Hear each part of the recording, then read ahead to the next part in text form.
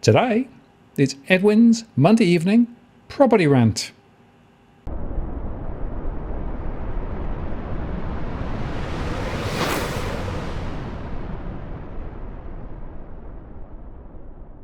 Hello again, it's Martin North from Digital Finance Analytics. Well, that is post covering finance and property news. Well, unbelievably, another 7 days have passed, and so Edwin is back for another rant, and things are getting sillier by the day. Hi, Edwin. Good to see you again. Martin, what can I say other than belated Valentine's Day to you from Nerida Kingsby? Don't go there. Yeah. Well, once you get to the the 14th of February, you know that in the Northern Hemisphere, we're well into the end of winter and spring's not far around the corner. So the brighter days are ahead. And of course, if you believe Labour in Australia, then the brighter days ahead for housing. Well, if you believe what they actually say, I think it's more about smoke and mirrors than reality, but that's another story. Yeah, it is, Martin. Smoke and mirrors and smoke and bloody mirrors. Here we go. Go through point by point, right? Let's look at this. Labor's taking action on housing. So, like we said earlier on in the month, we said that we're going to go toe to toe. So now we're going to see what the policies are going to be, around housing and around how they, obviously, the different parties are supposedly, allegedly, going to help, ease the rental crisis and the housing crisis. So this is Labor's for this week.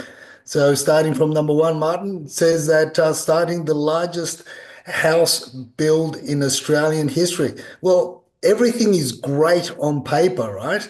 Everything looks great on shiny brochures and on marketing programs and commercials. But when the rubber hits the road, where are we at, Martin? I think we're about 33 or 35% less builds than on average for the last 4 years. But in reality, startups maybe 33, 37% less, but completions is what HIA are really concerned about, and we're not even hitting the halfway point. Yeah, well, the thing about this is, of course, that the building approvals is a little way down. It oscillates a little bit because of the fact that when you get an approval for an apartment block, that's multiple dwellings, so it goes up and down. But the critical thing, as you say, is how many are actually coming to completion. So, you can put the key in the door and walk in. And bearing in mind, of course, that if you look at the construction industry, we've had a lot of failures, of course, in the construction industry in the last few years because of the high costs. We know the high cost of materials are still there. We know that the high costs of building labour is still there. And we've also got this contention between the residential construction and the very big projects that state and federal governments have been investing our taxpayer money into. Put that together, and the actual story about how many new properties are coming through means we're way under what we need to have any chance of hitting that 1.2 million. Of course, that 1.2 million was sort of plucked out of the air a little bit and is fairly meaningless. But when you actually look at the results on the ground, words and figures differ. Well, they do, Martin. And and now we go on to different figures for point two, right? Help to buy, helping 40,000 first home buyers get into the market. Well, Dusty tells me there's a couple of legal eagles that are getting together, and they've set up a law firm that their tagline is we help 40,000 first home buyers that went in a joint venture agreement with the government. For with the legal issues, moving down the track. It's a legal nightmare. It's a legal nightmare. You don't know what you can do, what you can't do. Questions around resale, improvements, and the like. So again, it's really one of those. Let's wait and see what happens down the track. I think it's 40,000 problems that they've just got people stuck with. Yeah, well, the thing about Help to Buy, of course, is that you actually don't own your property outright. You actually share the ownership with the government effectively. And there's a lot of questions around what happens if and when you want to sell. All of those things are in train. Interestingly, in the UK, where they had a similar scheme some years ago, the number of legal cases still going on at the moment with regard to people not being clear about where they are and, finding that they want to do, they can't do, has gone through the roof. So I think this is another of those. Sounds good on paper, but in practice, it really is rather concerning. And the bottom line, of course, is that individual households end up with this nightmare of a problem. So it's certainly not all, wonderful stories here. And I would also highlight the fact that if property prices continue to rise, maybe everything will be fine. But if property prices do go sideways or go down, then the equity question that sits below that also comes into view. So to my mind, this is another announceable. You sound good on paper. It sounds good when you're actually in front of the camera on social media, etc., etc. But reality on the ground,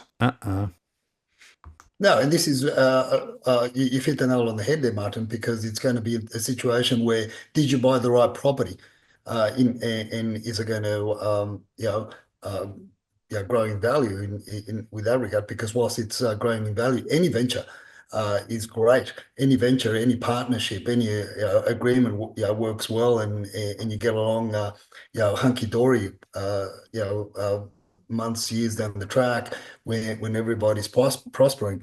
But what if you got into a dud property purchase, as you say it, where more to the point, what if you got into a dud high-rise development purchase and in 5 years, 7 years, 10 years, which is the track record, most of these high-rise developments are riddled with issues and costs, and you can't sell them for what many bought off the plan in 2017, 2018.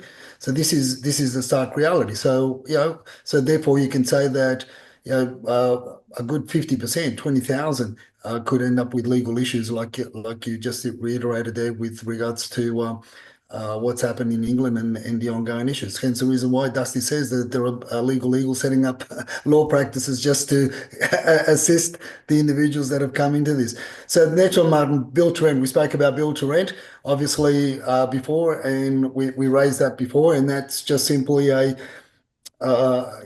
let's, why don't we just call it for what it is? Let's just help, high net worth, private companies and give them a tax break and allow them to build whatever, wherever, whenever they want, and basically, and we might even just give you reprieve or give you a pass on the controls around the NCC controls or the National Construction Code and let you go crazy.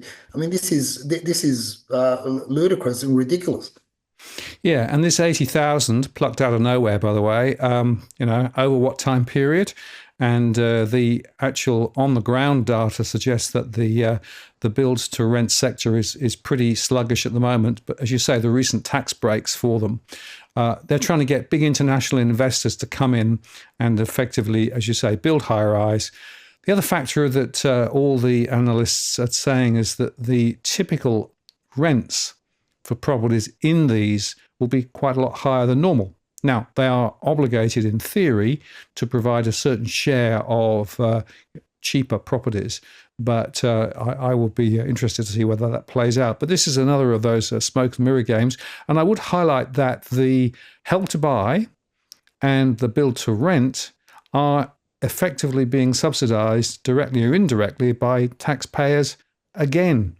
So they're throwing money all over the place here, but not necessarily solving the problem in my mind. I think the final point to make is that you touched on this again. This high-rise construction problem, we're still seeing it. We're still seeing new properties being built to very low standards with cheap materials and with cost pressures there.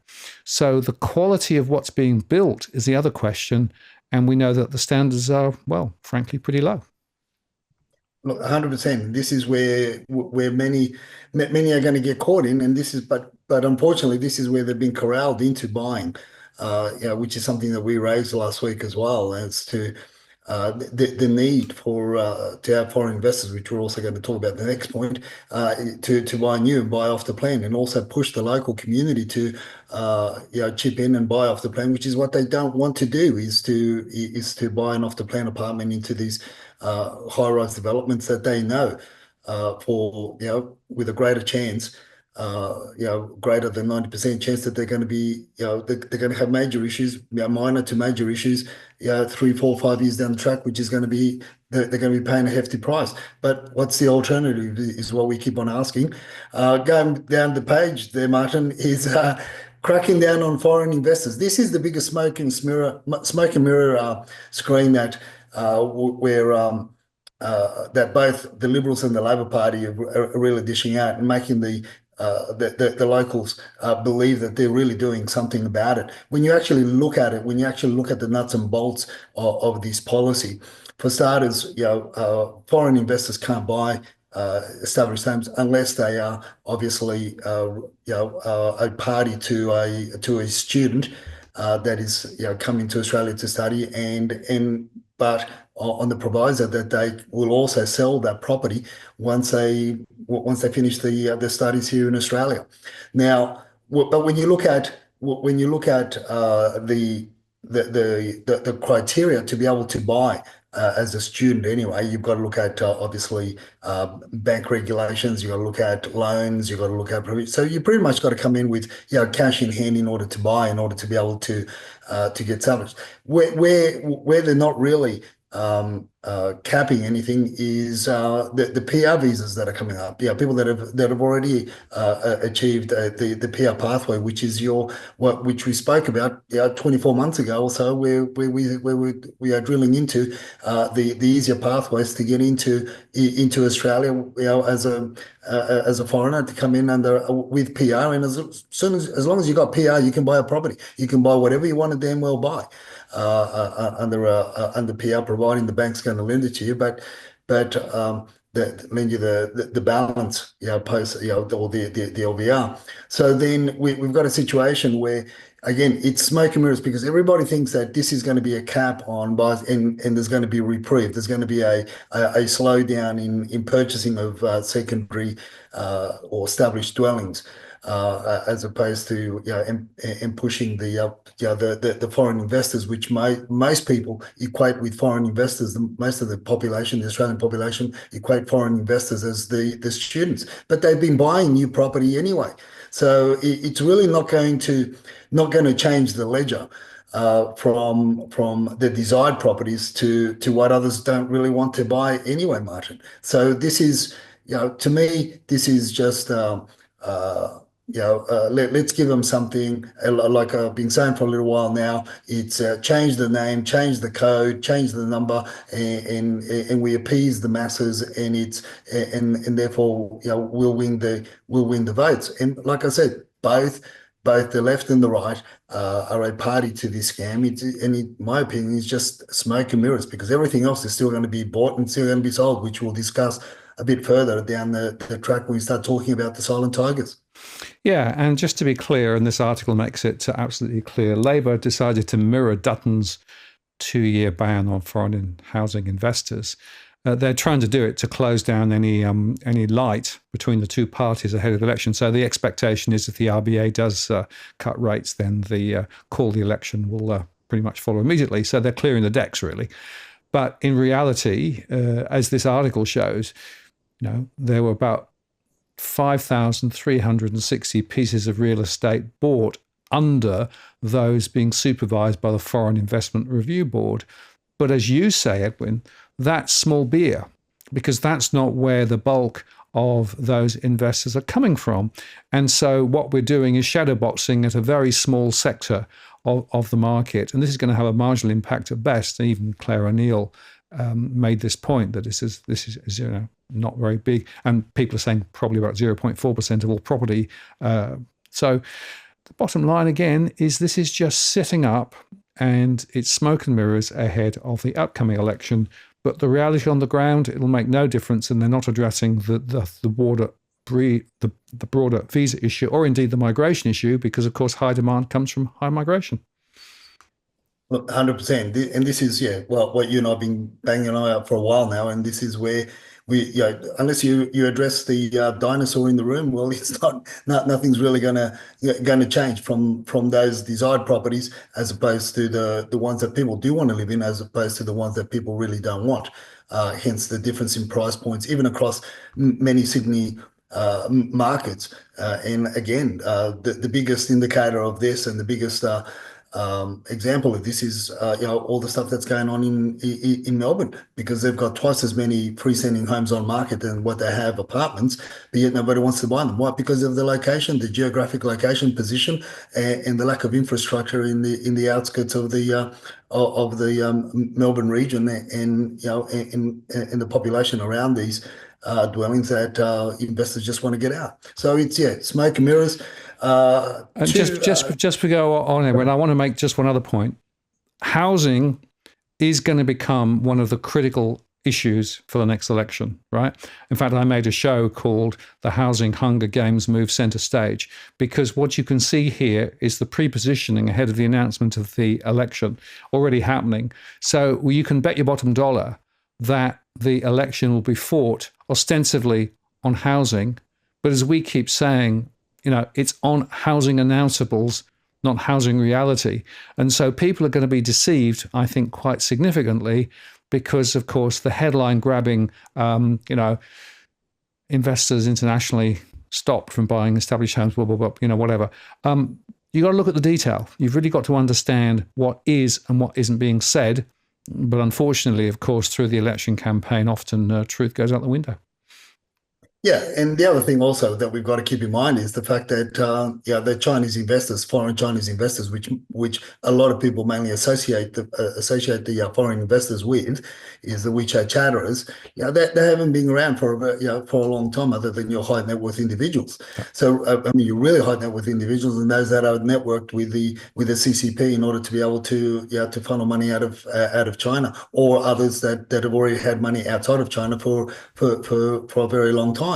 So, those numbers have dramatically, they've dropped. And if people think that, busloads and plane loads of foreign investors are coming in from China, well, you can, Dusty and I have got a nice shiny bridge to sell you that extends from the city over to North Sydney, and it's going cheap as chips.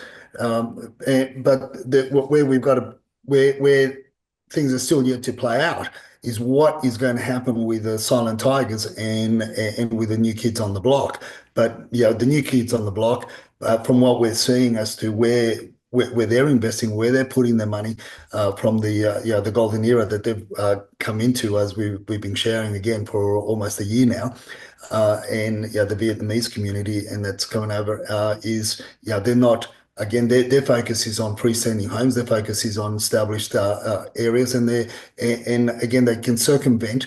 They can circumvent this. What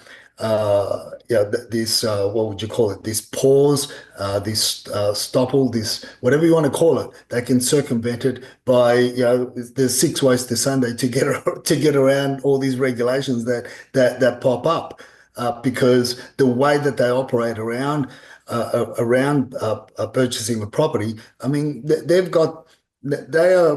It's a cultural trend, in a way that they will give the money to a friend or a relative, or an associate, to buy the property on their behalf and hold it on their behalf. Obviously, somebody that's got PR here will buy it and hold it on their behalf, which is really what we raised in the past. As I said, there's 6 ways to Sunday to circumvent the Foreign Investment Review Board. Yeah, absolutely. Well, we know that the FIRB is only touching a very small proportion of, and sure, they're going to throw a little bit of money at the ATO to try and sort of, regulate this sector of the market. But and I know that there are a million ways around it. So it doesn't really reflect what's really going on. The next one, of course, on that list, just to go back to the Labour's action, of course, you've then got the cracking down on the foreign land banking. Well, actually, no. What they're saying is they want people to, develop within a reasonable time frame. But actually, did you notice they don't actually define what a reasonable time frame is? That's it. 100%. What is a reasonable time frame? So, it just happens to be, 2.25 years. Well, that's right. And of course, the approval time cycle um, is long. Getting builders to be able to start building is long. So if you look at how long it takes at the moment for a building to start the journey from an idea through to delivery, that's getting blown out left, right, and center. So the concept of or reasonable is also elasticating out. Yeah, and a lot of those, a lot of the land is not really what somebody your first home buyer is going to be looking at buying anyway. They're not looking at buying development sites. They're not looking at buying, parcels of land that have got potential for subdivision in the future, which is what this is really trying to address. I mean, that's not your first principal place of residence that first home buyers want to buy. I mean, they're chomping at the bit to try and get into anything under $1 million in the Sydney region at the moment. There's 20, 30, 40 people, groups of people turning up for open for inspections to any freestanding home that's under $1 million, which is what they're trying to get into. And for them to table this out as though, the majority of the people that are in need of housing, as if that's what they're going for. I mean, they've got rocks in their head. They really got no idea. But then again, I shouldn't say they've got no idea. They do know what they're doing. They're just fooling the masses. Hmm. That's what it comes down to. And just So, one little thought, which I had a wicked thought here. The fact that they're talking about cracking down on foreign investors from 1 April 2025, right? Well, that gives effectively a 6-week window between now and 1 April for investors who feel they might be actually caught to rush out and go by. So I wonder whether we're going to see a sudden little surge in terms of some of these investors who think they might actually be, caught under it and get bounced into buying something. Will we see a spike of activity and house prices rise just ahead of the election, which could be quite convenient for Claire O'Neill, who of course said that she didn't want to see property prices fall. yeah, look, it's every which way you turn. Whichever way you look at it, whether it's going to benefit the left or whether it's going to benefit the right. Whatever happens, at the end of the day, they are traveling down the same highway and on the same lane. So it's not even that. You can't even say that they're traveling down the same highway and on separate lanes at different speeds. You're still going to get there. We're still going to get to the desired outcome. So in what it is, and and it really comes back to whoever's controlling them in the first place. I mean, it's crazy. This is why we say, Martin, it's really smoke and mirrors when you start analysing and breaking this down, because it looks great on paper, it looks great on shiny brochures, it looks great on marketing spills and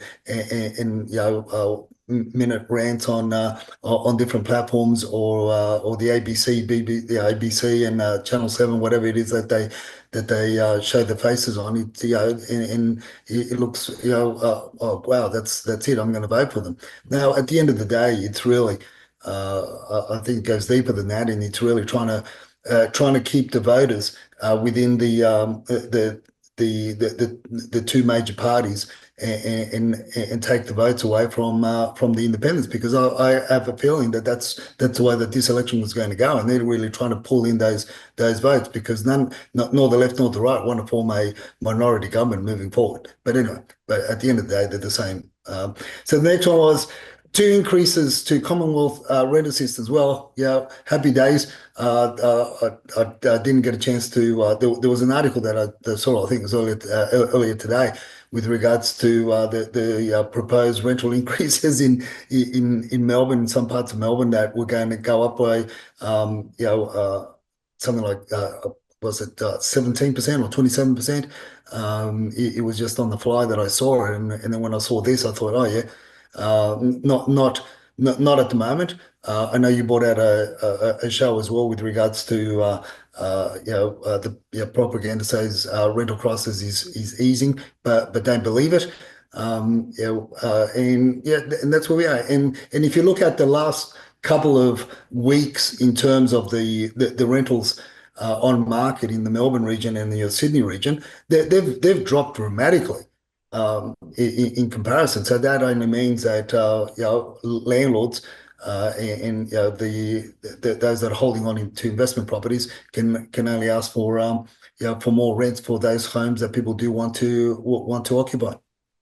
Yeah, and this whole idea of the rental growth is quite important to understand. Of course, the first is that the CPI, which reported, I think, the rentals for the last 12 months at 6 point something, would have been 7 point something without the Commonwealth rent assistance programs. So that has actually dragged down the official numbers. But of course, not everybody gets the Commonwealth rent assistance. The second point is that the averaging means that it's quite complicated to try and work out what the real growth is. And in fact, in that show that I showed you a little while ago, the truth is that different agencies calculate the rental growth in different ways. So SQM has a much stronger measure on growth relative to CoreLogic. So it's quite interesting to try and figure out what's going on. But on the ground, and when I posted that show, I had a number of people directly come back to me and say, absolutely, we're seeing 20 to 30% increases in rents over the last 12 months for the property that we're in. And in some cases, people have had to move because of it. So the bottom line is that many people are paying a lot more than previously. And why? Well, because of the low supply, as you said, and particularly this time of year with all those new students coming in. So one of the factors, I think, putting the rental up is the fact that demand from students is quite a lot higher now, international students in particular. The other factor there, of course, is that people are trying to trade off, do I live locally to where I work and pay more, or do I live further away and pay a little less, but then have to pay massive amounts for tolls and other fees and charges and transport costs to get into where I work? So you're caught whichever way you go. So again, I think this is, frankly, pretty much smoke and mirrors. I will give them 1 point, looking at the other one, strengthening renters' rights across Australia. They have made some minor improvements, so I'll give them a little bit on that one. But even there, a lot of that's state level, not government level. I can say the same. I'll pay this one, but for the same reason that you just started to mention there is that, but only if they push the regulators to start really going out there and policing it. There's no point in having good legislation or good regulations and doing nothing about it. Because at the end of the day, people are still living in squalor. People are still living in makeshift asbestos-riddled garages that have been converted into so-called studios and granny flats. I mean, I was flabbergasted by a mate of mine that I asked him, I said, how'd you go on the weekend? He's an auctioneer, and he said, did well. We sold a house with with a granny flat at the back.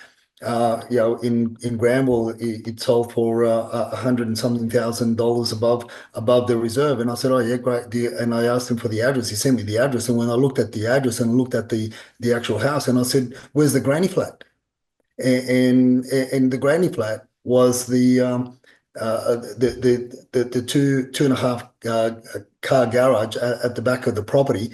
Those old garages when they used to put them at the back of the property that had been converted into a granny flat. And I said, mate, I hope you didn't. I hope you when you did your preamble before the bloody auction, I hope you didn't say that was you didn't make a statement to say that it was a house with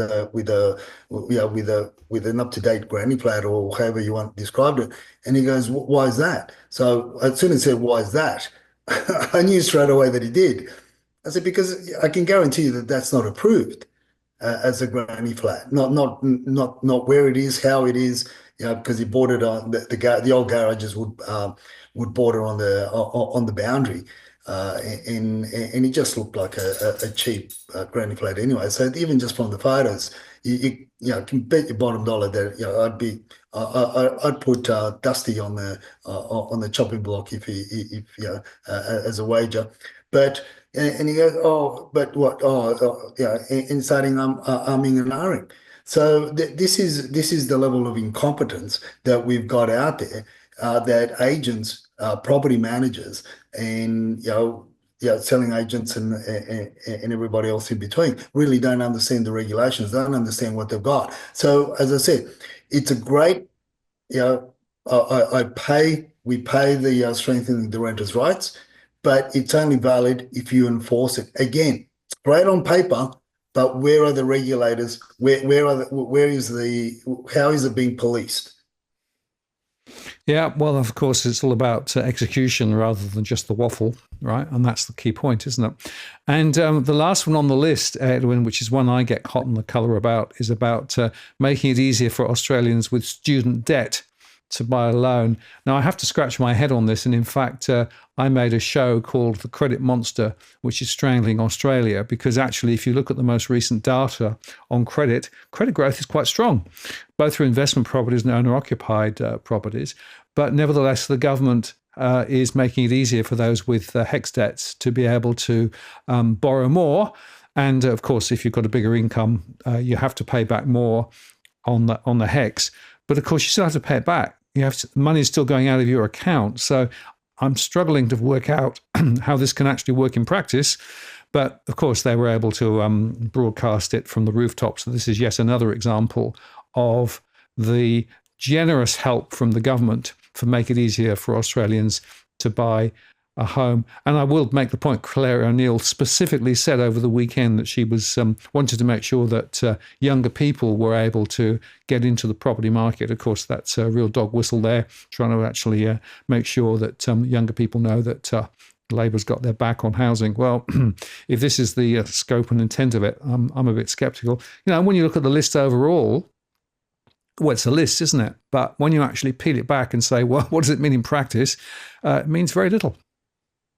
Yeah, and that's the thing. And now we've got to wait for the counter. We've got to wait for what Dutton and his tribe are going to say, as to appease the young people, because that's the vote that they've got to try and win.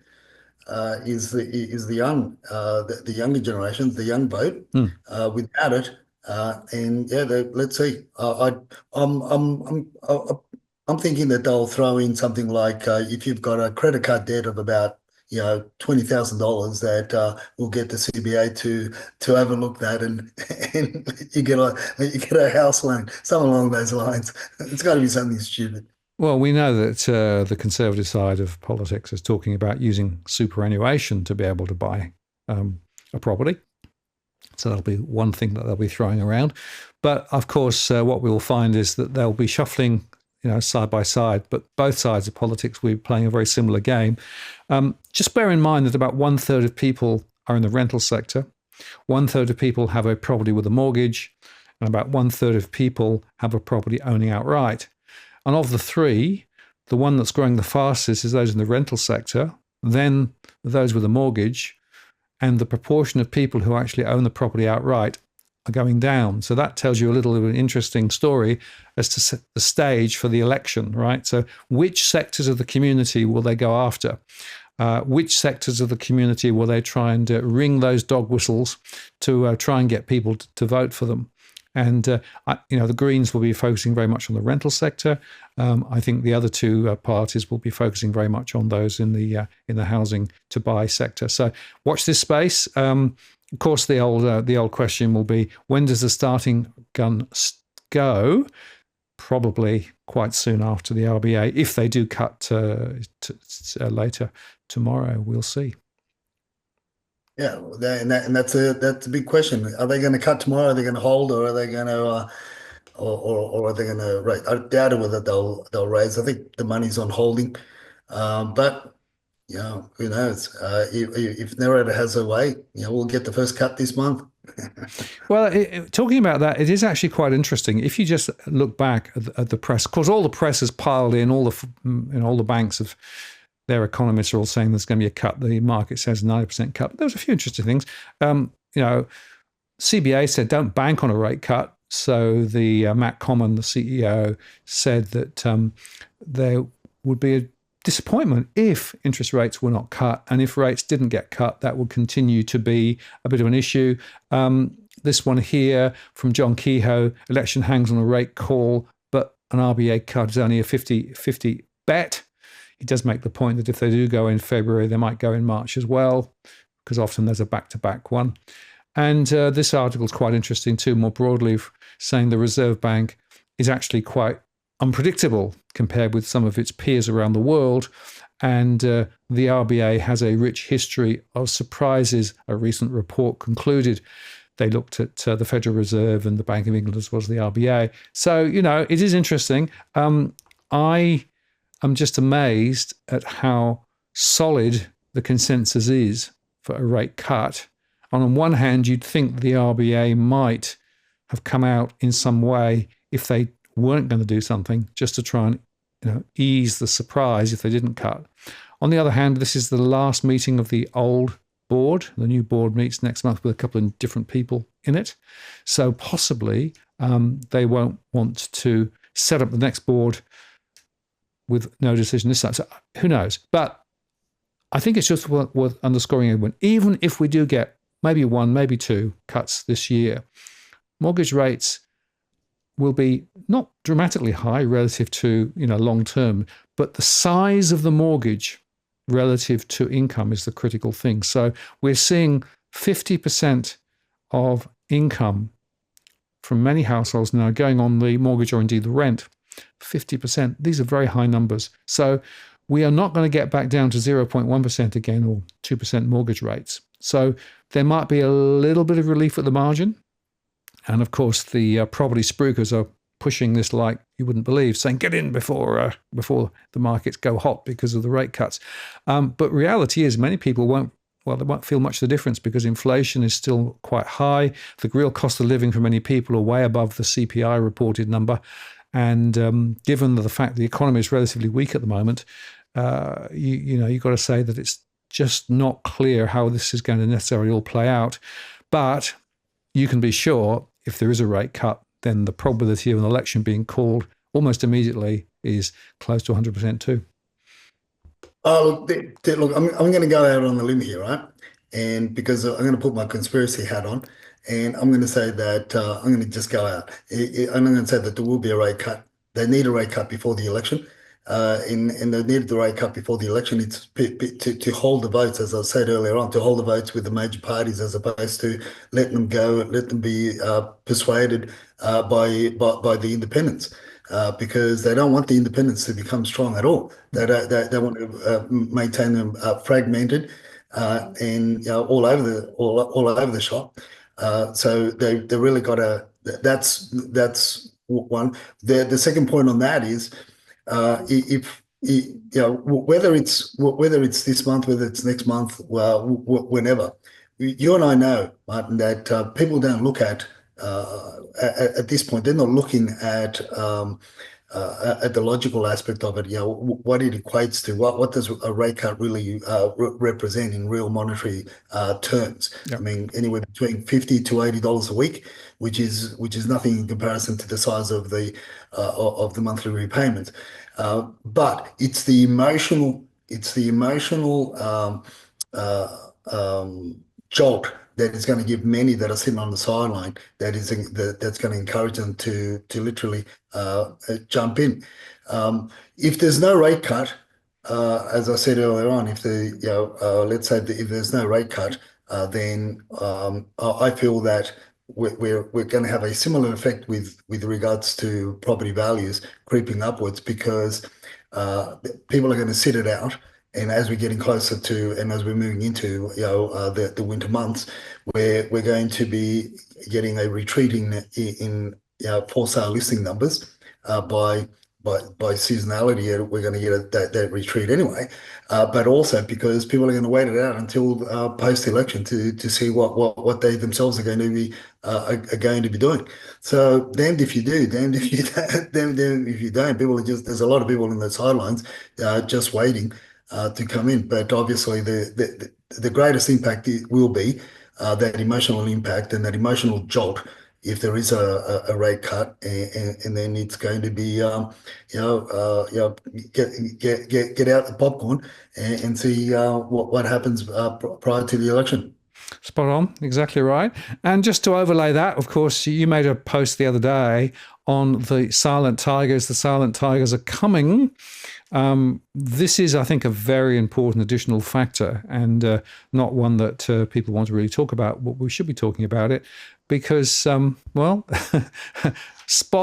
the clue, eh? Look, and that's a good title. You should do a video on that, Martin. Spot the clue. That's it's look when I was watching that presser with President Trump and Modi, Prime Minister Modi there, and what he spoke, what he said just jolted what the conversations that I've been having with many silent tiger families that have become clients of ours over the years, and these are people that are in the know. These are people that hold executive and high official positions here in the workspace here in Australia in Sydney, and they're obviously in the know with the political spectrum there in India. So putting it all together, I was just listening to it, and then when we started talking about uh, you know encouraging Elon Musk to basically set up an Indian version of Dodge, and then talking about make India great again. Look, I could. He just set in my view, he just set a panic blast right through the black market of India. Now it's not the first time that we've shared this on the show, that there is a huge black market in India when it comes to property transactions. We've shared on the show that a large, there's a sizable portion of the property transaction gets transacted in cash because they don't want to pay taxes on that, and it's a known fact. And many of our followers that are of Indian origin or understand what goes on in India, they'll concur with what we're talking about now. So you've got large amounts of money that are going to be transacted by way of cash. Now, um, the backdrop of where is this cash all of a sudden materialized from is the property speculation that they've been involved in over the last 3 to 4 years because of the again a golden era that they've just been going through because of COVID and what happened with offshoring a lot of work over to that part, that region of the world, and many went from incomes of $25,000 per annum to 75, 85, and then all of a sudden, the developers started to build high rise, and the locals started speculating on off the plan apartments like many did here in 2013 onwards, right up to 2016, and buying off the plan, and the WeChat chatterers were pretty much involved with that here in Australia.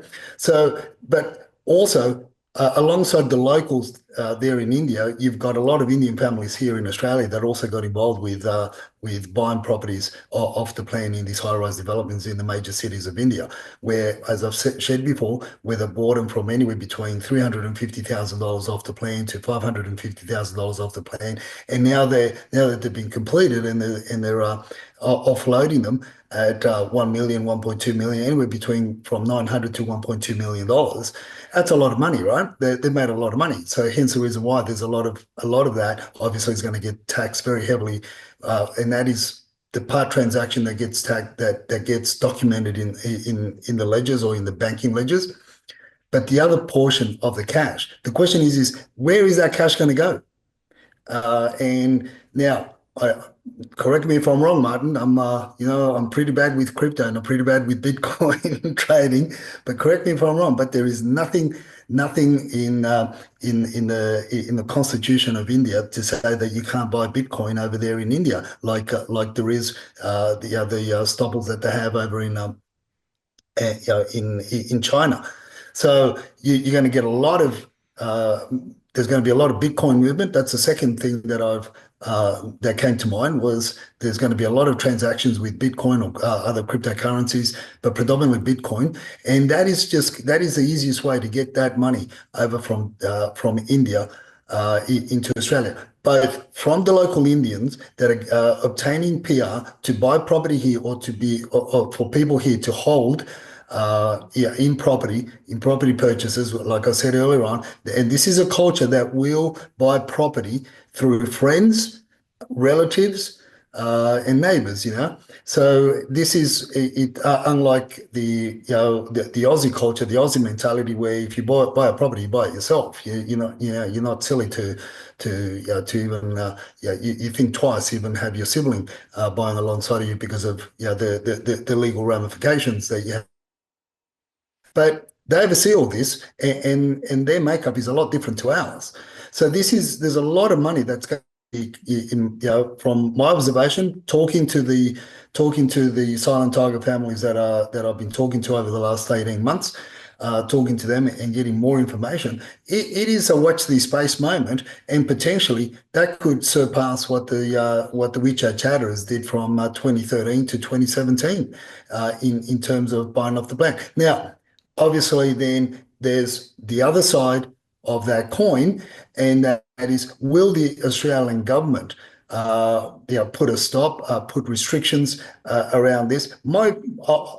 Perhaps they'll, as you say, they'll announce certain things, but they won't necessarily oversee them because, as I said before, you need new lambs to the slaughter to buy off the plan apartments in order to high-rise developments to continue. And this is the way that money is going to come in to buy off the plan apartments. But a large portion of it is also going to go to establish homes. And let's not make two qualms about it. The fastest pathway to PR in Australia is through the medical field, and the medical field has been diluted, where you can be a medical practitioner as being considered to be what used to be doctors or specialists in that field. Now you could be a masseur with 2 years experience, and you're a medical practitioner of sorts.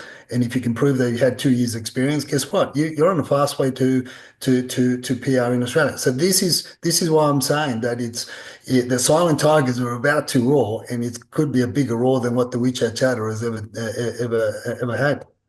I think it's a very important thing to watch, and the regulations are probably way off where they should be.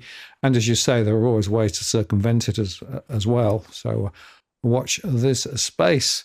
And just before we look at the numbers, it's just worth looking at this Productivity Commission report, which was horrendous, right? I don't know whether you saw this, but Australia building half as many homes for every hour worked compared with 30 years ago, according to Productivity Commission findings.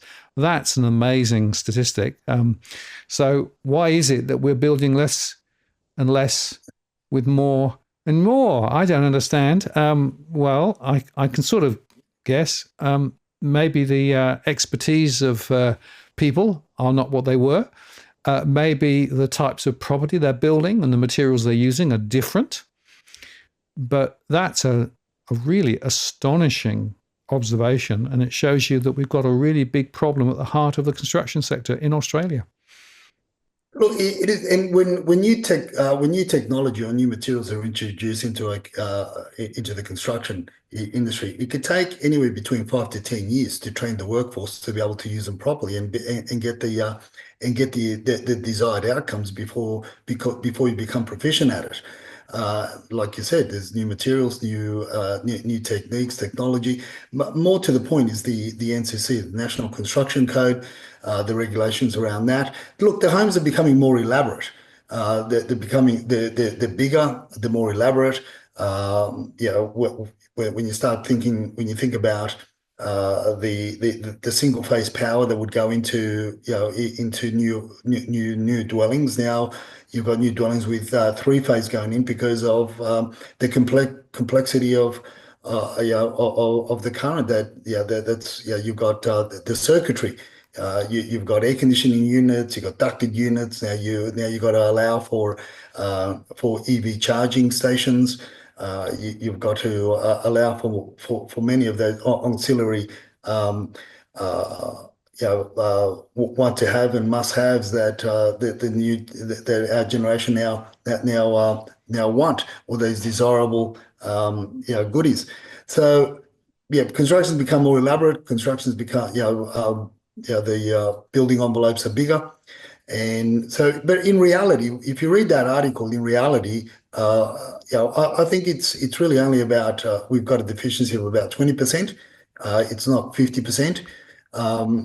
for those, for those reasons. But you know what, Martin? The overarching thing to this, in my opinion, is again trying to ram down the throats of the masses to say, oh look, it's supply is the issue. Yeah, supply is the issue because you've increased demand. And so realistically, it's deflecting from what we should really be talking about, which again, it's the dinosaur in the room that's never spoken about. And to me, it's but they try to highlight the regulations, they try to highlight the red tape, the process. Through the LGA controls, the how long it takes, they're trying to highlight all that, and the lack of workers, whatever, but not addressing the main dinosaur in the room, which is going back to the policy around migration.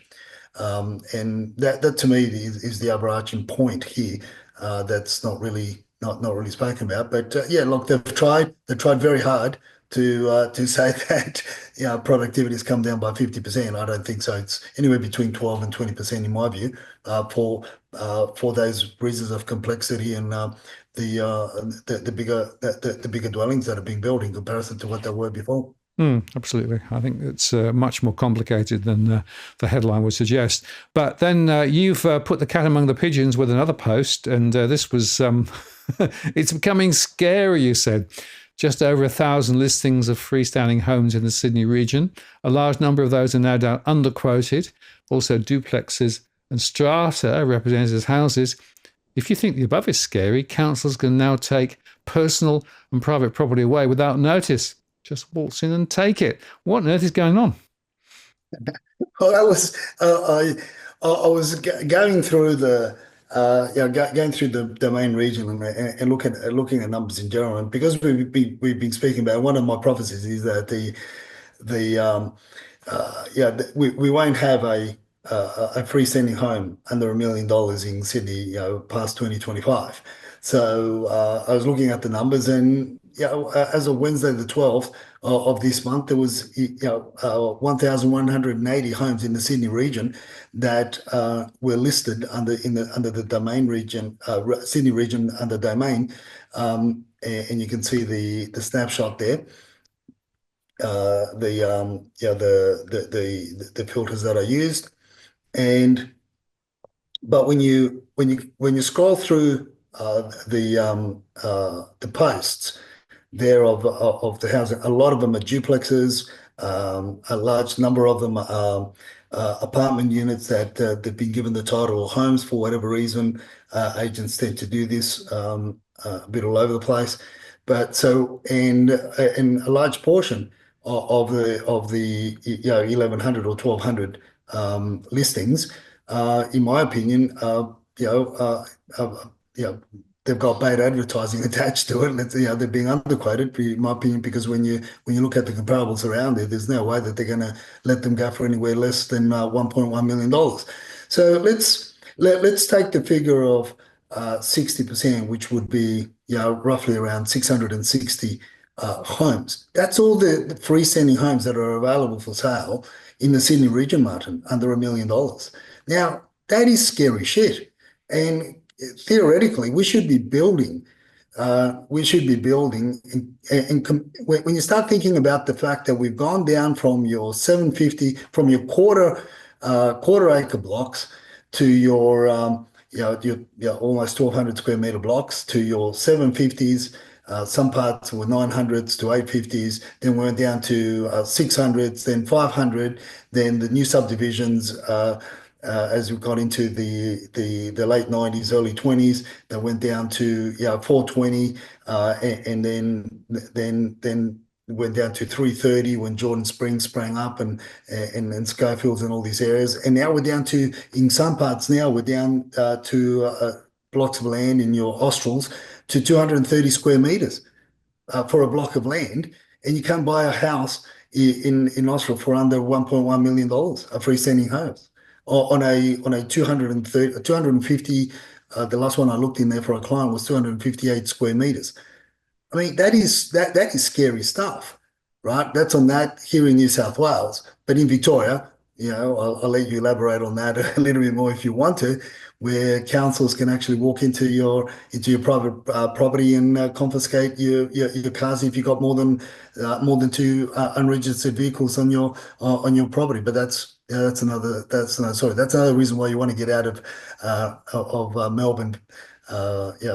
Victoria, and many car enthusiasts. I can only see them coming over to setting up, buying the bigger blocks, in your outer fringes of Sydney. So more demand, Martin, more demand. Absolutely. And as you say, what's next? Pets? Kids? Who knows? It just doesn't bear thinking about. But it does. I think the incredible shrinking plot is the real story here, right? And, used to be standard block, 800 squares, now 200 and something squares. But when you look at the property that's built on those 200 and something squares, right, almost the entire block is now a property. So you've got quite a lot of internal space, but no external space. And unfortunately, quite often, as I've seen, that means you've got almost no natural light unless you've got roof lights. And the quality that you've got there, both in terms of the quality of the build, but also the experience, the living experience, is quite low because, of course, you've got everybody else's noise because you've got no space. So, you can almost hear people walking through next door's property, other side and behind. And if you've got any kids playing in the street or in the little bit of patch of garden they've got, then everybody hears it. Quality of life is the question that is missing in all of this, Edwin. I think that, there is an important dimension to having sufficient space and light to be able to actually, enjoy your life rather than just hunker away in a property that's really, not really fit for purpose. But hey, that's what you can buy these days for more than $1 million in Sydney. So whoopee. Yeah, it's incredible. I was talking to some first-time buyers over on Saturday, and we were just talking about that, the size of the blocks of land now. If they wanted to buy new, what they were going to get. I mean, you literally. And my analogies was you don't want to be racing out the back door too quickly because two steps and you smack your nose in the in the backyard fence. I mean, this way. Look, Martin. Many years ago, a few decades ago, we used to say it's getting hard to live in suburbia. Somebody goes to the toilet and your next door neighbor goes to the toilet and you can hear them flush. Nowadays, they fart or burp and you can hear it. Don't. Flush. Well, the other thing, just before you go on to look at the numbers, the other thing that people should bear in mind is that we've got these big air conditioning units outside now, right? Most properties. And of course, they do make some noise, particularly at night. And I don't know whether you've experienced it, but I certainly have. You can actually be sort of sitting or laying, thinking what's going on, and you listen and you can hear hums from all around you, right? And so the level of night noise from all these air conditioners going is remarkably high. And whilst each individual air conditioner might be within its sort of, dB standard, when you actually add them all together, the external noise there, it almost drowns out the cicadas. Look, I'm not so much worried about the noise. It's about the shit that you don't see. You look at those motors have got to be giving out something else other than noise. And when you're surrounded by it, and now you're surrounded by all these other towers and everything else. Now, give me the mountains every day of the week, Martin. I don't think I could ever go back to suburbia for the reasons that we just mentioned above, including the noise, the flagellance of the next door neighbour. Oh, don't. All right, let's look at the numbers briefly. So this is the Sydney story on the 10th, 19,209. And as you say there, the story is quite interesting with regards to the mix there. Quite a few apartments, some houses, whatever. If you look this week, 17th, 19,559. So from 19,209 to 19,559. So a further rise. And you can see that there in the chart we're tracking, well, significantly now above where we were this time last year. So listings are higher. And when you look at your little chart where you've gone into quite a lot of individual areas, Lawson, Springwood, Katoomba, and Maroubra are the ones to watch. Yeah, look, these are. We've had a look just before going back to the previous chart. What we have had over the last 2 weeks is we've had a substantial drop in new listings coming on market. So it's more or less indicative of the fact that people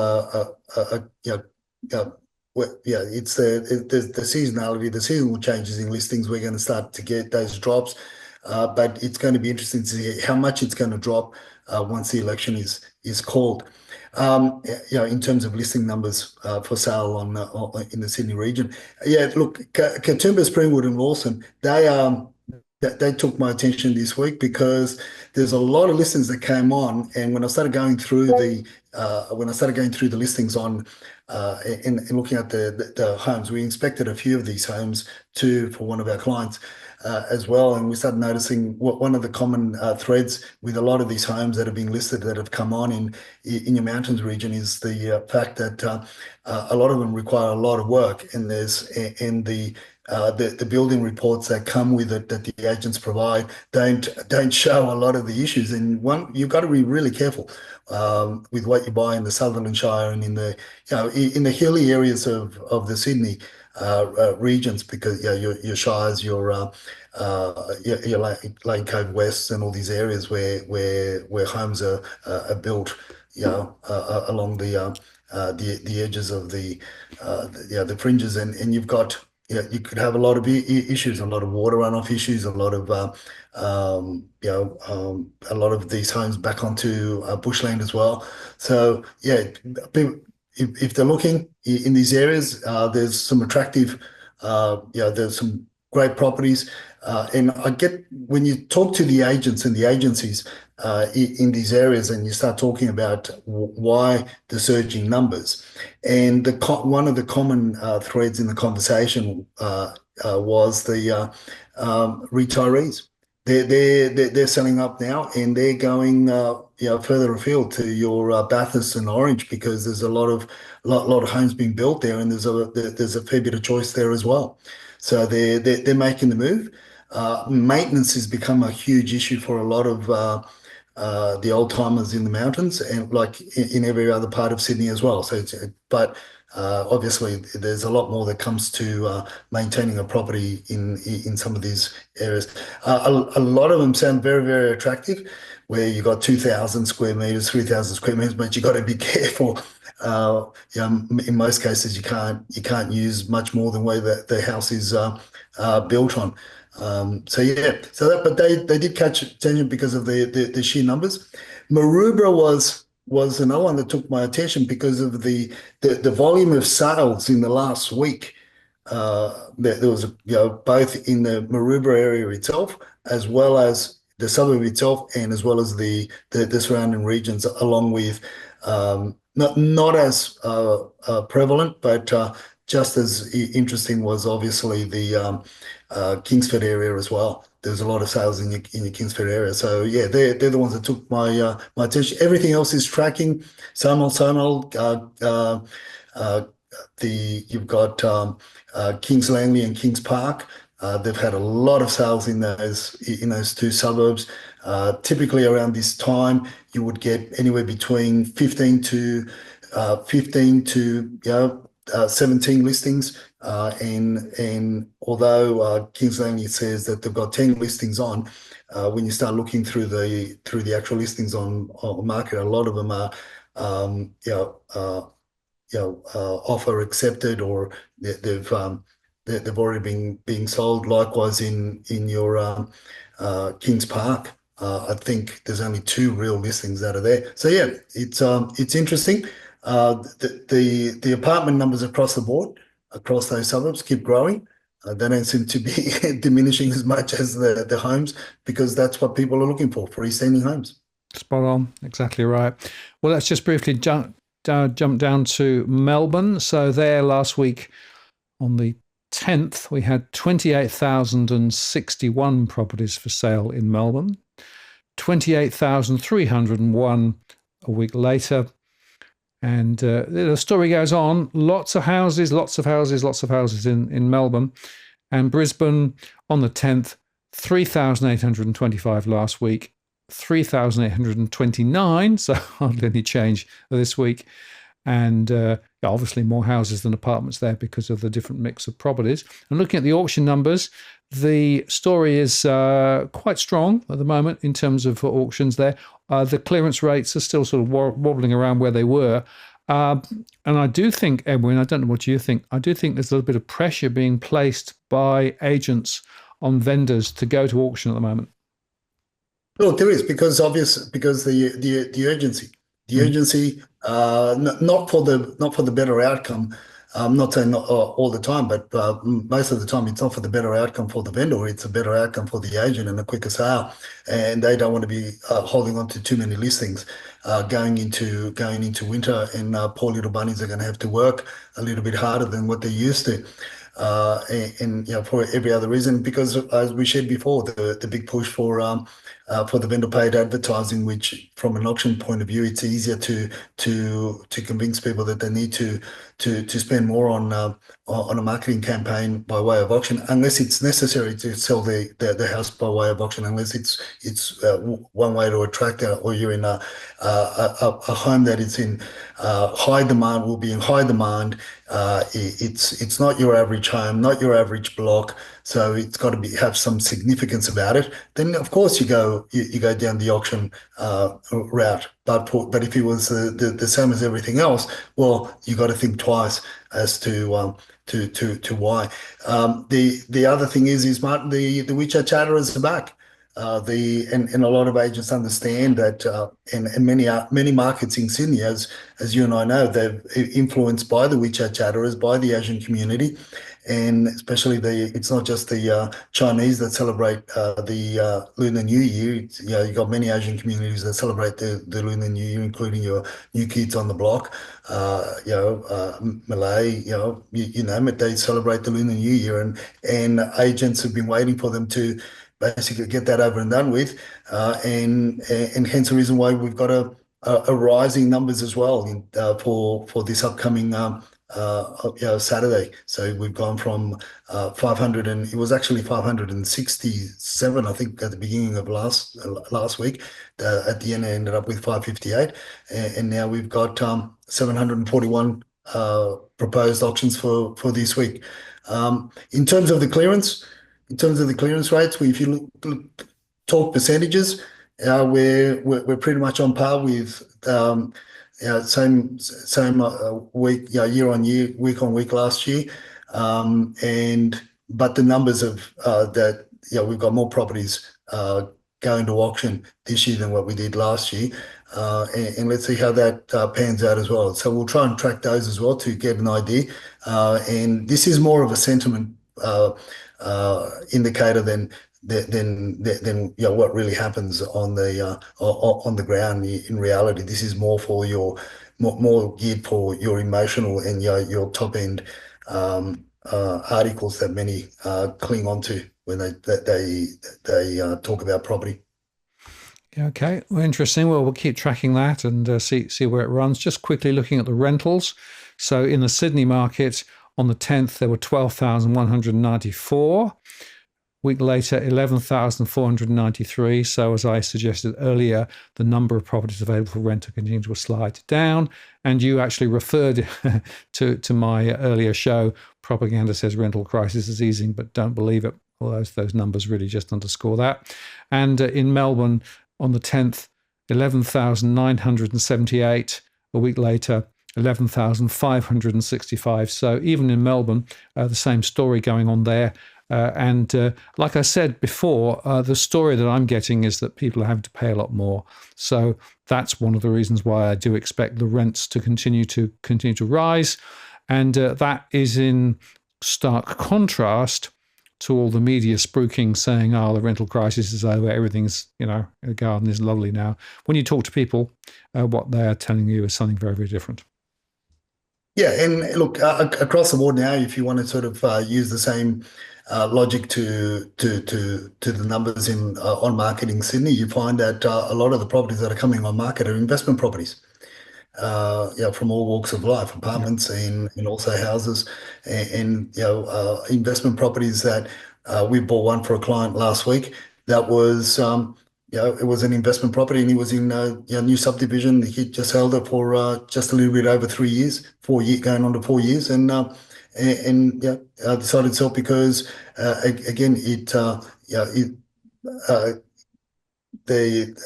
this is as per the agent, he's going into into a retirement phase, so they're cashing out. So this is where again the mainstream and your so-called property reporters and commentators don't understand the dynamics. Just because investors are forced to are forced to sell doesn't mean that the old argument is, oh yeah, if one property goes on the one rental property goes on the market for sale, then it means that there's one less renter on the market, blah blah blah. It doesn't work that way. It just doesn't work that way. Not when you're still piling in more numbers than what you have, what you would really have. If the going without saying it too upfront, if we without addressing the dinosaur in the room, yes, you could make that argument. Yeah, that would stick. But when you're importing more demand than what the market can cope with, well, then it's a different kettle of fish. And this is where you're going to get those rental rises, the continual rental rises, and continual pressures on those that for one reason or another are renting. They're just going to feel more and more pressure. Well, this is the whole point, supply and demand. You've got to look at the demand, what's being pushing the demand for property up. High migration, bigger mortgages, free credit, easy credit, all of those things are putting up there. And of course, the tax breaks for property investors, which still exist.